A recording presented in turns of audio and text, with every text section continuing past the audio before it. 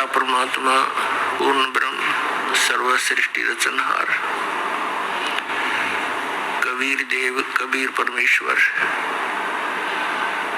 की असीम कृपा से आप जी ये सत्संग सुनने के लिए उपस्थित हुए। पुण्य भाग है उन प्राणियों के जिनको मानव शरीर प्राप्त है, उससे भी अधिक पुण्य उन पुण्यात्माओं के हैं जिनको सत्संग सुनने का सु अवसर प्राप्त होता है। परमात्मा कौन है, परमात्मा कैसे है, परमात्मा को कैसे पाया जाता है, परमात्मा के पाने के लिए प्रत्येक मानव प्रयत्नशील है। वह परमात्मा कैसा है, उसके अंदर ऐसी क्या विशेषता है जिसकी हम खोज कर रहे हैं। परमात्मा के अंदर ऐसी क्या विशेषता है, क्या खासियत है जिसको खोजने के लिए हमने बहुत सारे तरीके भी अपनाए हैं। अधिकतर व्यक्ति तो सांसारिक सुविधाओं को बटोरने में ही सारा जीवन लगे रहते हैं, उन्हीं को उत्तम मानकर चिपके हैं। और कुछ एक पुण्यात्माओं ने राज तक को त्याग दिया।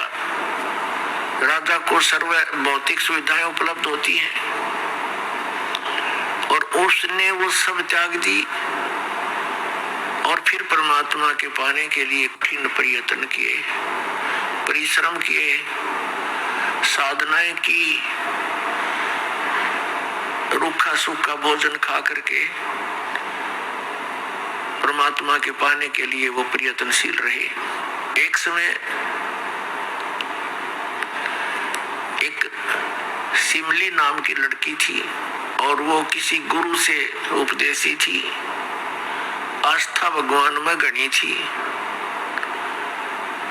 और प्रारंभ से ही ऐसा रहा है कि जगत और भक्त का आपस में मतभेद बना रहा और जिस कारण से भक्तों को बहुत कठिन यातनाएं सहन करनी पड़ी। संसार की रीतियां, सांसारिक जो परंपराएं हैं वो यहाँ इस काल के जाल में रहने के लिए व्यवस्थित है, एक व्यवस्था है। और जो लोग परमात्मा से परिचित नहीं है वो इसी में इन्हीं में व्यवस्थित है। उस लड़की की बहुत आस्था थी। नगर के बाहर एक साधु का आश्रम था। वो लड़की उस महात्मा को आहार करा के आती थी, उनकी सेवा भी करती थी और शाम के समय अपने घर आ जाती थी। कुल के लोगों ने, परिजनों ने बहुत कुछ प्रतिबंध लगाए लेकिन लड़की नहीं मानी। उस सिमली का एक भाई था,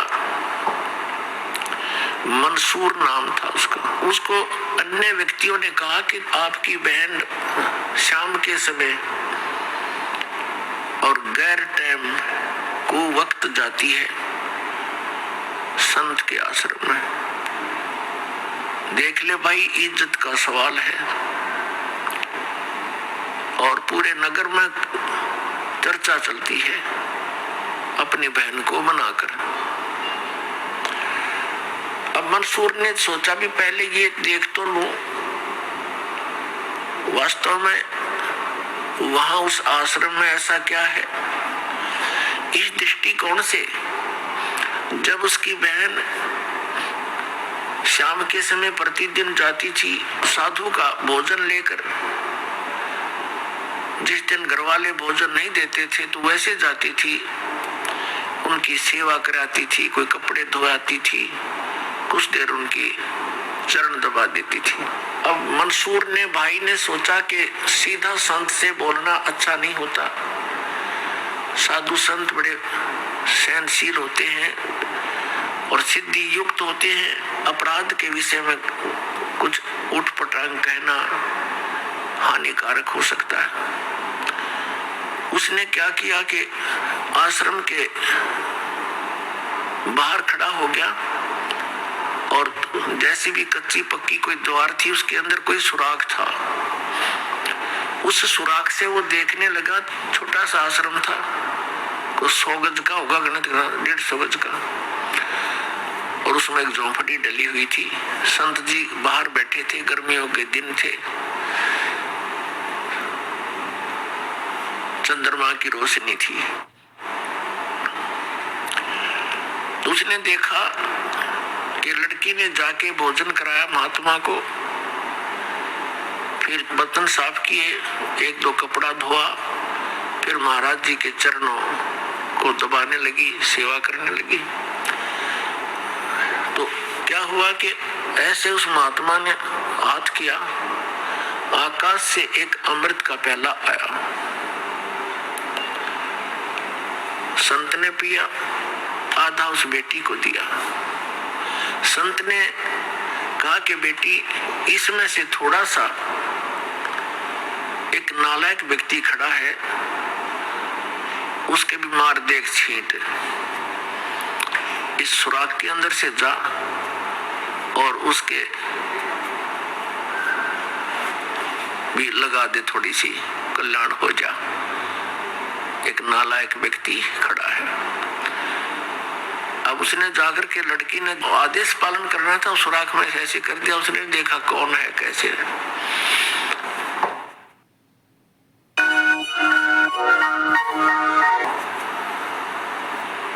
तो उसके भी जीभ पर वो थोड़ा सा अमृत की छींट लगी। एकदम उसके हृदय में एक विशेष प्रेरणा हुई कि मैं बहुत पापी हूँ, मैं नीच हूँ, और ऐसे पाक साफ महापुरुष के विषय में मेरे मन में दोष आया। रोता हुआ आश्रम के अंदर प्रवेश हुआ और कहा, महाराज मुझ पापी का भी उद्धार हो सकता है। मैंने आपके बारे में बहुत गलत सोचा। उस संत ने कहा, बेटा जब तक बोध नहीं होता, ज्ञान नहीं होता, तब तक प्राणी के ऐसे अपराध अक्षमा करने योग्य होते हैं।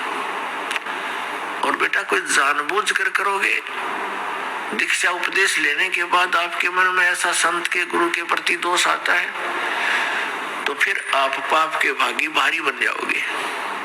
काफी देर सत्संग सुनाया। प्रतिदिन वो भक्त अपनी बहन के साथ दिल्ली आने लग गया। खूब सत्संग सुना, दोनों बहन भाई मिलकर सेवा करते थे।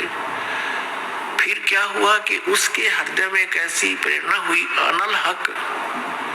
उस संत ने उसको एक मंत्र दे दिया, अनल हक, कि इसका जाप किया कर। अपन आत्माओं, पिछले पुण्यकर्मी प्राणी ही परमात्मा की खोज में लगते हैं। उनको ही इतना शीघ्र इन बातों का असर होता है, संत के वचनों का। तो महान पुण्यात्माओं में से एक था मंसूर, और संत की कृपा से उसके पिछले पुण्य स्टार्ट हो जाते हैं, उदय हो जाते हैं, और वो प्रेरित होकर के वो भक्ति प्रारंभ कर देता है। जैसे फॉर एग्जाम्पल, जैसे कोई कटोरी में घी डाल रखा है, उसमें एक ज्योति भी रखी है, और वो ज्योति जला रखी थी, बुझ की, घी भी है उसके अंदर, बनी बनाई बाती भी उपलब्ध है। एक सीख लगाने की आवश्यकता है, वो जग जाएगी। तो जितने भी पुण्यकर्मी प्राणी हैं, जो भी साधु संत महापुरुषों के प्रवचन सुनते हैं, किसी भी संत के, चाहे उसने भक्ति मार्ग का कति ज्ञान नहीं, लेकिन भगवान की महिमा तो वो भी सुना ही देते हैं। तो उससे क्या होता है कि वह ज्योत जग जाती है। अब वह ज्योत तक जगेगी जब तक पूर्व जन्म का उसके अंदर घी है, यानी पुण्य है, तो जगेगी, प्रेरणा बनी रहेगी भगवान के पाने की। यदि आगे उसमें विधि घी उसके पास नहीं है डालने के लिए, तो वो ज्योति भी जल जाएगी और घी भी समाप्त हो जाएगा और सारा कटोरा व कटोरी काली हो जाएगी। तो पुण्यात्मा, उस अनल हक मंत्र के गुरु जी ने दे दिया, जो मंत्र देना था उसको। अनल हक का अर्थ होता है अहम ब्रह्मास्मि, मैं ही ब्रह्म हूं, मैं ही परमात्मा हूं, अनल हक। हालांकि ये कोई मंत्र वंत्र नहीं था, लेकिन उस मंसूर के अंदर वो पूर्व जन्म का घी और ज्योति रह रही थी, वह जगेगी। अब उस मंत्र से भविष्य में तो कोई लाभ उसको होना नहीं था, क्योंकि वो चार्जर ठीक नहीं था। पूर्व जन्म की बैटरी से उसमें इतना प्रभाव था, इतने पुण्यों से, कि उसने अनल हक कहना शुरू कर दिया कि मैं ही परमात्मा हूं। अब भोली आत्माओं पुण्यात्माओं को जैसा भी गुरु ज्ञान देता है वो तो दृढ़ होते हैं। गुरु जी ने 2 दूना 6 कह दिया तो वो 6 ही बोलते रहेंगे। घर वाला कहेगा, कोई उसको बताना चाहेगा, वो नहीं मानेगा, कहता नहीं मेरे गुरु जी ने ऐसे ही बोला। तो अबोध बच्चे ऐसे ही होते हैं। इस बात का ज्ञान पूरे मुसलमान धर्म में हुआ, क्योंकि वो मुसलमान धर्म से संबंधित था। और मुसलमान धर्म ये मानता है कि जीव ब्रह्म नहीं हो सकता। वैसे तो जीव ब्रह्म हो ही नहीं सकता, ये तो अंडरस्टूड है। जीव तो ब्रह्म है ही नहीं, ब्रह्म अलग है, जीव अलग है। ब्रह्म मीन भगवान, जो जीव का भी उत्पत्ति करता है। लेकिन मुसलमान धर्म ये मानते हैं कि पृथ्वी पर परमात्मा नहीं आ सकता। वह तो 7वें आसमान में रहता है, 7वें स्वर्ग में। और कोई ये कहता है कि पृथ्वी पर परमात्मा है, वो दंड का अधिकारी है, वो भ्रमित कर रहा है, मुसलमान धर्म के विधान को बिगाड़ रहा है। इस कारण से मंसूर को बहुत बार समझाया, राजा तक बात गई, बहुत कुछ कहा, लेकिन नहीं माना, अनल हक करता रहा। उसको कहा कि तू ऐसा मत बोल। अब साधु को तो कोई बोल नहीं सके था कि वो क्या मंत्र दे रहा है, लेकिन पब्लिक के अंदर जब बात आ जाती है तो वो अपना पूरा जोर शोर से विरोध करते हैं। अब क्या हुआ कि वो नहीं माना तो उसको चौराहे पर खड़ा कर दिया, बांध दिया उसको चौराहे पर। और फिर क्या कहा कि या तो तू अनल हक कहना छोड़ दे, नहीं तो तेरे पत्थर मारेंगे।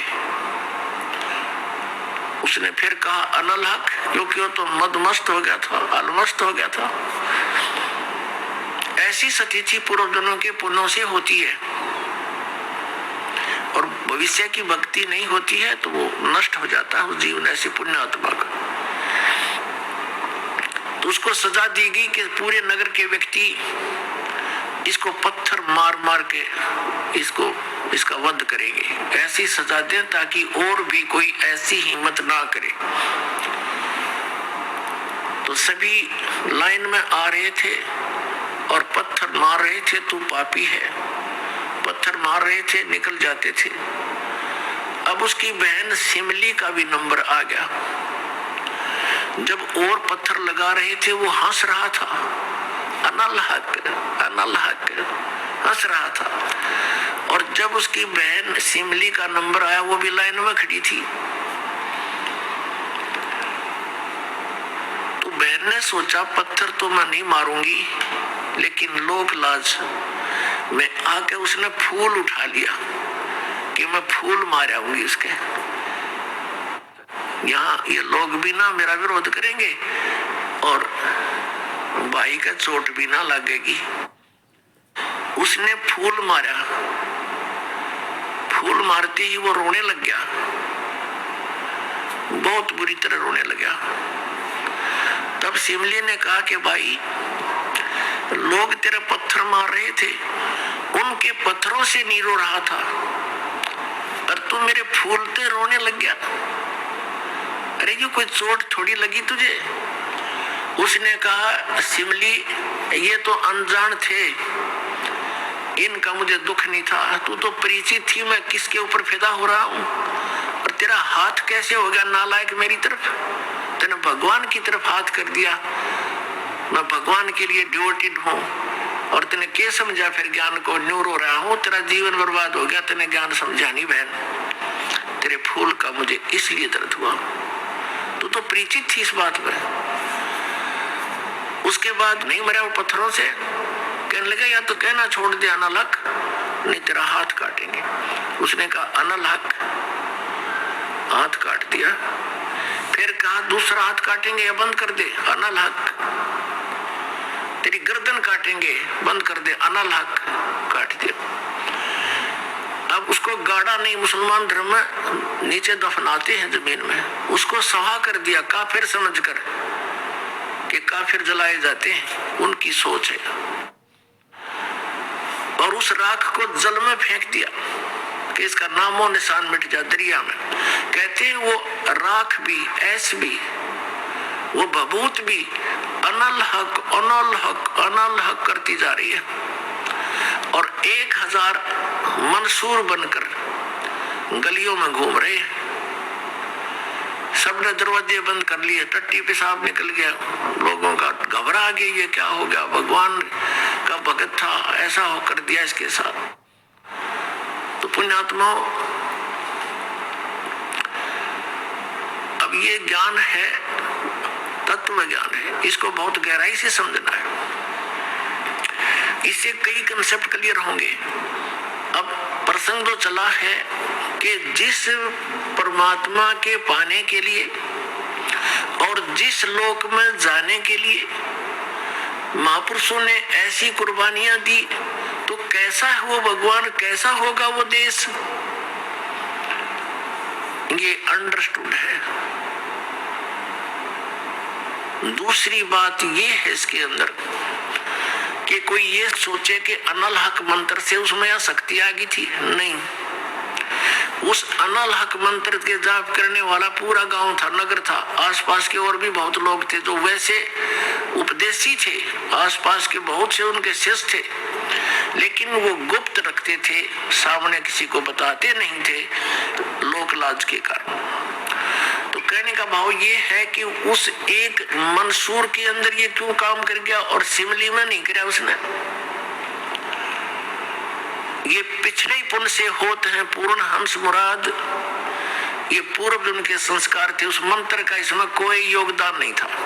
अब प्रसंग जो चल रहा है उसी पर हम थोड़ा सा डिस्कस करते हैं कि जिस परमात्मा के लिए इतनी कुछ कुर्बानियां संत महात्माओं ने की, तो वो कैसा है भगवान, ये तो अंडरस्टूड है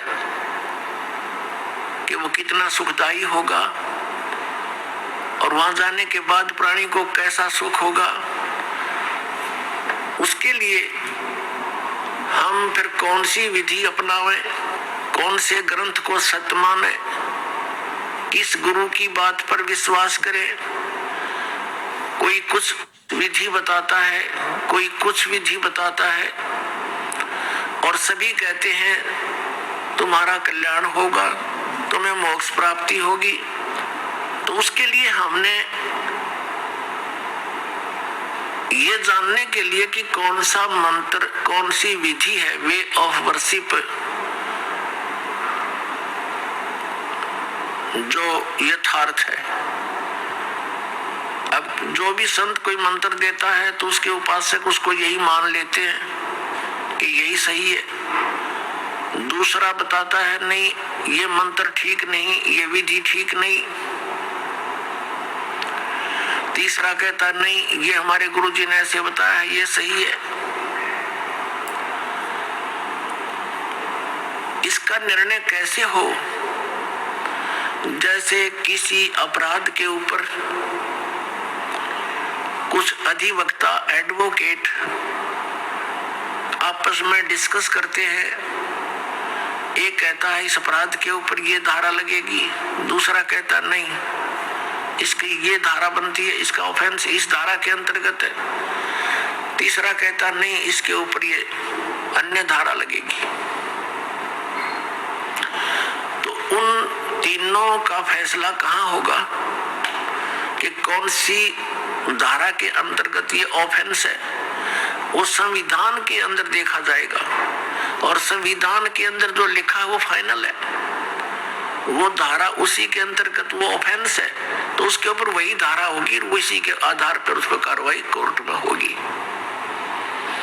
वो सही है। ठीक इसी प्रकार हमारे पवित्र जो शास्त्र है, सदग्रंथ है, ये सभी शास्त्र हैं जैसे पवित्र पांचों वेद, चार वेद तो ये वेल नोन है, ऋग्वेद, सामवेद, यजुर्वेद, अथर्ववेद। एक पांचवा वेद है, वो स्वयं परमेश्वर के द्वारा अपने मुख कमल से बोला जाता है। प्रत्येक युग में परमात्मा अपने उस तीसरे मुक्ति धाम से यानी सतलोक से चलकर आते हैं और अपने मुख कमल से उस यथार्थ ज्ञान पांचवें वेद को बोलते हैं। वो लिपिबद्ध कर लिया जाता है, वो पांचवा वेद होता है, वो कबीर वाणी है, वो परमेश्वर के मुख कमल से निकली सच्चिदानंद घन ब्रह्म की वाणी है।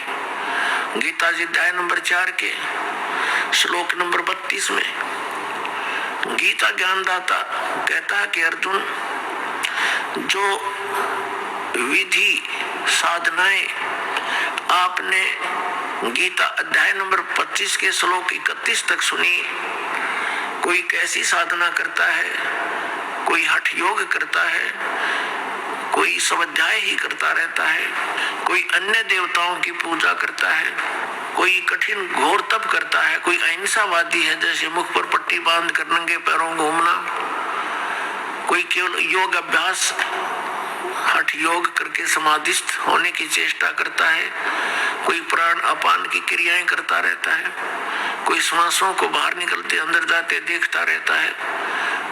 इस प्रकार से सभी साधक अपनी अपनी साधनाओं को वो पाप नाश करने वाली जानते हैं, मोक्षदायक मानते हैं। यदि वो इनको गलत मान ले तो इनको छोड़ दे, क्योंकि भिन्न भिन्न साधनाएं और सभी कर रहे हैं और पाना एक परमात्मा को, तो ऐसा कभी नहीं हो सकता। उस परमात्मा के पाने की एक ही विधि है जो हमारे सदग्रंथों में विद्यमान है। तो उसके बाद बताया है कि ये सभी इस प्रकार के यज्ञ यानी धार्मिक अनुष्ठानों की जानकारी विस्तार के साथ ये चौथे अध्याय के 32वें श्लोक में श्रीमद् भगवत गीता जी में लिखा है कि इस प्रकार के धार्मिक यज्ञों की जानकारी, यज्ञ माने धार्मिक अनुष्ठानों की जानकारी सच्चिदानंद घन ब्रह्म यानी ब्रह्मणे मुखे सच्चिदानंद घन ब्रह्म की वाणी में विस्तार के साथ कही गई है। और उसको जानने के उपरांत फिर तू सभी कर्म बंधन से मुक्त हो जाएगा। चौथे अध्याय के 34वें श्लोक में कहा कि वो तत्व ज्ञान जो परमात्मा ने अपने मुख कमल से बोला है वो तत्व ज्ञान है। उस तत्व ज्ञान को तू तत्वदर्शी संतों के पास जाकर समझ। वो तत्वदर्शी संत तुझे उस परमात्म तत्व का ज्ञान कराएंगे। इससे तो ये सिद्ध हो गया कि गीता ज्ञानदाता कंप्लीट नॉलेज, स्पिरिचुअल नॉलेज नहीं रखता। उसने ऑप्शन छोड़ दिया कि वो यथार्थ ज्ञान उस परमात्म तत्व का 18वें अध्याय के 62वें श्लोक में गीता ज्ञानदाता जिस अन्य परमात्मा की शरण में जाने को कह रहा है, उसकी जानकारी कहते उस तत्वदर्शी संतों के पास जाकर समझ, वो बतावेंगे।